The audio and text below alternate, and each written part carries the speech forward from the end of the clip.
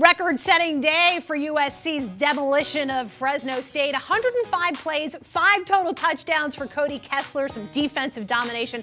Quite a way for Steve Sarkisian to kick off his time as head coach, especially in light of the off-field distractions that were going on before the game. Bonnie Bernstein in our Campus Insiders studio, and checking in from sunny Southern Cal, our man of Troy, John Jackson. John, you were in the booth for last week's game. What aspect of the win surprised you the most?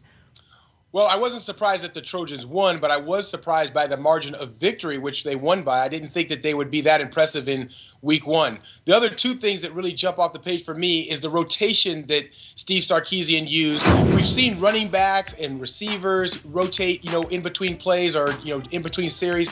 But Steve Sarkisian was actually rotating offensive linemen at different positions within the middle of series, which was sort of new, unique, and a little bit refreshing to see. And also the tempo of the offense. At USC, we're accustomed to traditional offenses and normal tempos. Well, they were running plays at every 16 to 17 seconds. It was a very fast pace, a very manageable pace, and the way that the offense handled it on Saturday was surprising. Okay, I get it's only one game, but Cody Kessler really looks so comfortable running no huddle against Fresno. Why do you think that is?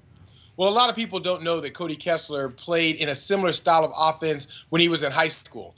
Steve Sarkisian actually recruited him to go to Washington out of high school. Of course, he chose to play at USC, so he is very familiar with this style and tempo of the offense. The other thing that a lot of people don't know is he was a point guard for his high school basketball team, which of course involves quick decision-making and distributing the ball. So, those two things are why Cody Kessler is probably a leg up ahead of any other quarterbacks at this point in terms of running this style of offense. And his footwork in the pocket, he spread the ball around to 11 different receivers. All right, John, road game Saturday against Stanford.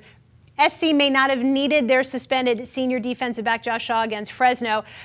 Cardinal, a different story. How do you size up the Trojans' pass rush without Shaw against the Cardinal? Well, the lack of having Josh Shaw will play a significant role in this game, no question about it. If you remember, going back to last year, Bonnie, that Josh played a significant role in shutting down Stanford's offense, which was very highly prolific and was able to run the football. And he lined up against Ty Montgomery for most of the game and really kept him under control and kept him in check. Without having them this year, Ty Montgomery, of course, being a year better, it'll be a major challenge for the Trojans secondary to try to match up with the receivers from Stanford. That's where the game could be won and lost, and unfortunately, the Trojans will not have their shutdown corner to help with that. So you need guys stepping in. Adoree Jackson happened to be one of them. This freshman played offense, defense, special teams last week, and one of 11 freshmen making their college debut. Who among these guys do you foresee having the biggest impact? Well, it's funny, Adoree had a great game, and he will continue to do so because they'll continue to play him on both sides of the ball, so he's one guy you have to keep your eye on. Juju Smith had an outstanding game. He had 123 yards receiving from the receiver standpoint, so he did a great job as well, and he will continue to be an impact player for this Trojan offense that has to be explosive, and they're going to have to score some points on Saturday. But the two guys that you have to keep your eye on that don't get a lot of recognition but I think will play a huge role for the Trojans going forward are Toa Lobendon, the left guard, and Damian Mama, the right guard. Both of them are true freshmen straight out of high school. They are going to have to be very good Saturday against a very good Stanford defensive front. They are probably the two most important components with this freshman class in terms of contribution for the team. All the fans will see all the guys on the outside making plays, but the guys in the trenches are the ones that really make it count.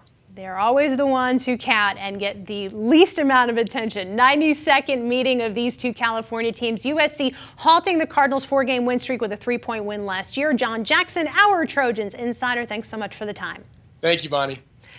And folks, be sure to check out one of our brand new shows rolling out today, The Feed with Shea Pepler, a social media spin on everything that's going on in the sports world, only right here on CampusInsiders.com.